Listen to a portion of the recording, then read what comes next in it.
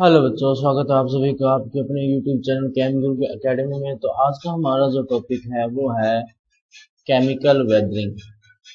Chemical weathering. Chemical weathering किसकी? Rocks की। तो केमिकल वेदरिंग में अपनी पिछली क्लास में बात की थी। केमिकल वेदरिंग में केमिकल कंपोजिशन चेंज नहीं होता। और पिछली क्लास में केमिकल वेदरिंग में अपने कई सारे टाइप पढ़े थे। देखते हैं अपने केमिकल वेदरिंग में फर्स्ट आता है हाइड्रोलाइसिस। हाइड्रोलाइसिस। सेकंड जो इसके अंदर आता है वो आता है हाइड्रेशन। क्या आता है? हाइड्रेशन। थर्ड जो इसमें आता है वो आता है सॉल्यूशन। फोर्थ इसमें जो आता है वो आता है ऑक्सीडेशन।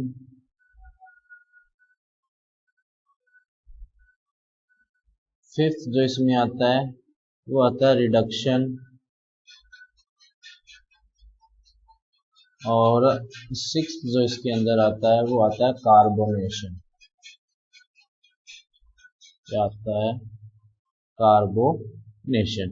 तो ये 6 टाइप के अपने केमिकल वेदरिंग में आते हैं: hydrolysis, hydration, solution, oxidation, reduction और कार्बोनेशन। अब अपने बात करते हैं इनके बारे में वन बाय वन। सबसे पहले बात करते हैं hydrolysis.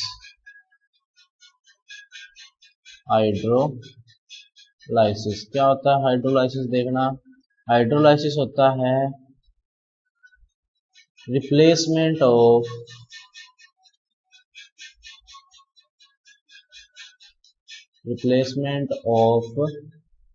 Cation of mineral in rocks by hydrogen ion.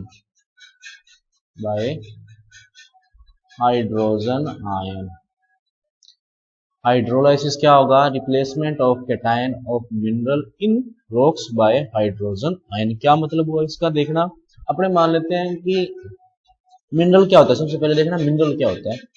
Mineral क्या होता है? 2 और मोर एलिमेंट से बना कंपाउंड। 2 और मोर एलिमेंट से बना हुआ कंपाउंड जो है वो क्या होता है? मिनरल होता है। एग्जाम्पल मैं इसका लिखता हूं CaCO3। ठीक है। अब ये 2 या 2 से ज्यादा कंपाउंड से 2 या 2 से ज्यादा एलिमेंट से मिलकर बना हुआ कंपाउंड तो मिनरल है। अब होगा क्या कि यहाँ पे H+ आयन आएगा और क्या करेगा? इसके कैटायन को रिप्लेस कर देगा। और कैटायन को रिप्लेस करके क्या बना देगा? H2CO3। और यहाँ से कैटायन को क्या निकाल देगा? बाहर निकाल देगा। अब आप कहोगे ये कैसे हो रहा है? देखो, हाइड्रोलाइसिस में वाटर तो आएगा ही आएगा। तो H2 है, H2 का डिसोसिएशन होगा किसमें? H+OH- में। ये जो हाइड्रोजन आयन बन रहा है, ये हाइड्रोजन आयन क्या करता है? इस कैटायन को रिलीज कर देगा। अब अपने को पता है CaCO3 में 2 चीजें हैं, एक तो Ca+2 ये कैटायन है और एक CO3-2 ये क्या है? एनायन है। तो होता क्या है कि हाइड्रोजन आयन जो इस कैटायन को तो रिप्लेस कर देगा और कैटायन की जगह क्या होगा? खुद आके बैठ जाएगा। तो इसी को क्या बोलते हैं? Hydrolysis. The replacement of cation of mineral in rocks by hydrogen ion. या ये कहना कि रॉक्स में हाइड्रोजन आयन के थ्रू कैटायन को रिप्लेस करना। The replacement by hydrogen ion of cation in rocks is known as hydrolysis. अब rocks की स्ट्रेंथ होती है वो डिपेंड करती है मिनरल्स पे। अब मिनरल्स में क्या हुआ कि कैटायन जो है वो चेंज हो गया। कैटायन चेंज होने से मिनरल की जो स्ट्रेंथ थी वो क्या हो गई? वीक हो गई, जिसके कारण वेदरिंग जो स्टार्ट हो जाती है। मैंने अभी थोड़ी देर पहले बताया था कि कंपोजिशन चेंज हो जाता है। देखो चेंज हो रहा है, पहले कैल्शियम था, अब कैल्शियम की जगह कौन आ गया? हाइड्रोजन आ गया। नेक्स्ट इसके अंदर आता है हाइड्रेशन। क्या आता है? हाइड्रेशन। तो हाइड्रेशन क्या है वो देखो, हाइड्रेशन होता है basically combination of H2O with mineral। Combination of H2O with mineral. या ये कहना कि मिनरल के साथ हाइड्रोजन जो वाटर मॉलिक्यूल है उसका कंबाइन होना, वो क्या हो गया? हाइड्रेशन। एग्जांपल देखो इसका, मैंने लिखा Al2O3। और इसके साथ, अब इसके साथ वाटर अटैच नहीं किया मैंने, 3 वाटर के मॉलिक्यूल से रिएक्शन करवाई, क्या बना Al2O3 डॉट 3H2O। तो ये क्या है बेसिकली हाइड्रेशन। ये क्या है हाइड्रेशन है। हाइड्रेशन में क्या होता है कि जो आपका खनिज होता है, जो मिनरल होता है, उसके साथ वाटर का मॉलिक्यूल आके अटैच हो जाता है। ध्यान देना यहाँ पर वाटर का मॉलिक्यूल डिसोसिएट नहीं हो रहा, ये पूरा किसकी फॉर्म में अटैच हो रहा है, H2O की फॉर्म में अटैच हो रहा है, इसलिए ये हाइड्रेशन है। और जो पिछले वाला किया था वो हाइड्रोलाइसिस है, क्योंकि वहां पर वाटर का मॉलिक्यूल जो था उसका डिसोसिएशन हो रहा था। ठीक है। अब आप सोचोगे भी ऐसा कैसे हो रहा है। देखो कोई भी मिनरल है उसकी एक स्ट्रक्चर होती है। अब मिनरल को अपने पता छोटे छोटे पार्टिकल से बने होते हैं। जब पार्टिकल्स पास पास बैठते हैं तो बीच में कैविटी रहती है, खाली जगह रहती है, उस खाली जगह में आके कौन बैठ गया, H2। इसको क्या बोलेंगे हाइड्रेशन। इसके कारण क्या होगा, जो मिनरल्स है उनकी स्ट्रेंथ कम होगी और जो रॉक्स की वेदरिंग है वो स्टार्ट हो जाएगी। तीसरा जो इसके अंदर आता है वो आता है सॉल्यूशन। सॉल्यूशन क्या होता है, डिसोल्यूशन या डिसॉल्विंग ऑफ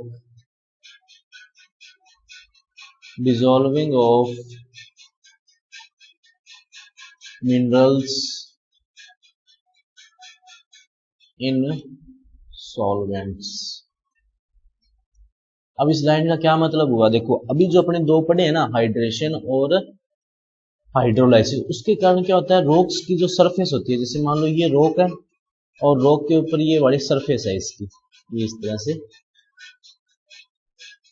ये वाली क्या है इसकी सरफेस।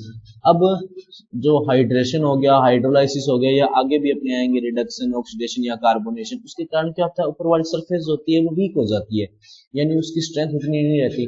तो वो क्या होता है, या तो वाटर में या किसी और सॉल्वेंट में वो डिजोल्व हो जाती है और वो लेयर वहां से क्या होती है, हट जाती है। जैसे मान लो ये लेयर थी ऊपर वाली जो कि वेदरिंग के कारण वीक होगी, अब होगा क्या, वाटर आएगा इसको डिजोल्व करेगा और इसको क्या कर देगा, साइड में कर देगा। ये चीज क्या होती है, सॉल्यूशन। अगर इसमें बात करें अगर अपने रिएक्शन की, तो रिएक्शन देखो इसमें कौन सी होगी, वो होगी NaCl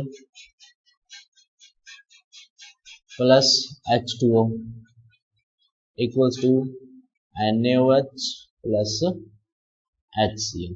ये किसी के साथ भी हो सकती है, जैसे मान लो CaOH की ट्वाइस है या CaCO3 है, ठीक है, और इसकी रिएक्शन करवाई अपने H2O से, मतलब डिजोल्विंग की बात करें ना तो डिजोल्व होगा वो, तो क्या बन जाएगा CaOH की ट्वाइस प्लस क्या बन गया H2CO3।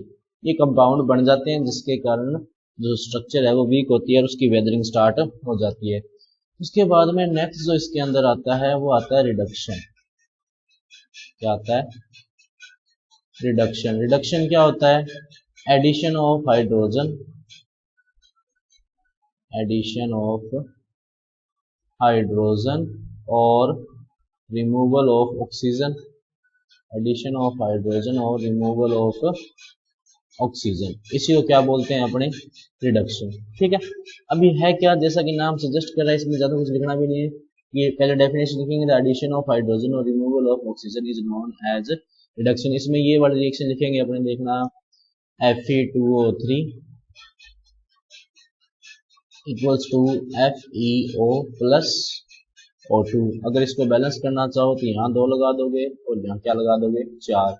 अगर अपने बात करें नेक्स्ट ऑक्सीडेशन की, तो ऑक्सीडेशन देखो क्या होता है, ऑक्सीडेशन, तो ऑक्सीडेशन जो होता है वो रिडक्शन के रिवर्स होता है।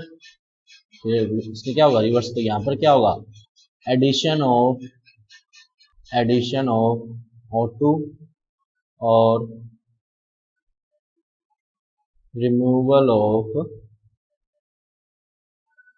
H2। ऑक्सीडेशन क्या होगा, एडिशन ऑफ O2 और रिमूवल ऑफ H2, इसको क्या बोलेंगे, ऑक्सीडेशन। इसमें ये देखो ऑक्सीडेशन जो है वो रिडक्शन के रिवर्स है रिएक्शन, तो जो ऊपर वाला एग्जांपल है वो नीचे भी काम आ जाएगा। कैसे, देखो इस रिएक्शन को आप रिवर्स करके लिख दो, FeO plus O2 equals to Fe2O। Balance करने के लिए यहाँ 2 लगा दोगे और यहाँ क्या लगा दोगे, 4। ये आपके क्या हो गया, रिएक्शन हो गई। नेक्स्ट अगर इसमें देखें तो वो आता है कार्बोनेशन। क्या आता है, कार्बोनेशन। तो कार्बोनेशन क्या होता है वो देखो, कार्बोनेशन होता है addition of CO2 with alkaloids और एल्कलाइज, यानी कि एल्कलाइन जो नेचर के कंपाउंड होते हैं उसके साथ CO2 का एडिशन होना, वो क्या होता है? कार्बोनेशन। रिएक्शन देखो, हालांकि वाटर के साथ एडिशन होना उसको भी कार्बोनेशन कह सकते हैं अपने। तो रिएक्शन क्या होगी इसमें? रिएक्शन देखो, इसमें होगा H2O प्लस CO2, क्या बनेगा? H2CO3। दोबारा ये जो H2CO3 है वो रिएक्ट करेगा CaCO3 से, क्या बन जाएगा? CaHCO3। अब आप कहोगे डिफरेंस क्या है? देखो, ये सोल्यूबल होता है वाटर में, सॉरी ये क्या होता है? इनसोल्यूबल होता है वाटर में। ये क्या होता है? Insoluble in water. और ये वाला जो है ये क्या होता है? सोल्यूबल। क्या होता है? सोल्यूबल होता है वाटर के अंदर। ये इनसोल्यूबल और ये वाला क्या है? सोल्यूबल। तो होता क्या है कि इनसोल्यूबल को सोल्यूबल में कन्वर्ट कर दिया, जैसे ही वाटर आएगा उसके साथ डिजोल्व होगा और उससे हट जाएगा। ठीक है, तो ये हो गया अपने कार्बोनेशन। तो बच्चों ये था आपके वेदरिंग ऑफ रॉक्स, जिसके अंदर अपने कई टाइप की केमिकल वेदरिंग के टाइप्स जो है वो पढ़े हैं और उसको अच्छे से देखा। अगर आपका कोई डाउट हो तो आप हमें कमेंट सेक्शन में पूछ सकते हैं। अगर आपका कोई ऐसे हमारा समझ नहीं आ रहा तो आप ऐसा भी कर सकते हैं कि आप इसको दोबारा रिपीट भी कर सकते हो। और आपको कोई सजेशन हो तो आप हमें कमेंट सेक्शन में बता सकते हो। और उसके अलावा अगर आपको इसकी PDF डाउनलोड करनी है तो टेलीग्राम चैनल पर हमारे PDF जो इसकी मिल जाएगी। और अगर आप यही क्लास ऐप पर देखना चाहते हैं तो वो भी आप देख सकते हैं, उसका लिंक भी आपको नीचे डिस्क्रिप्शन में मिल जाएगा। तो आज क्लास में इतना ही, मिलते हैं अगली क्लास में, तब तक के लिए पढ़ते रहिए। नमस्ते।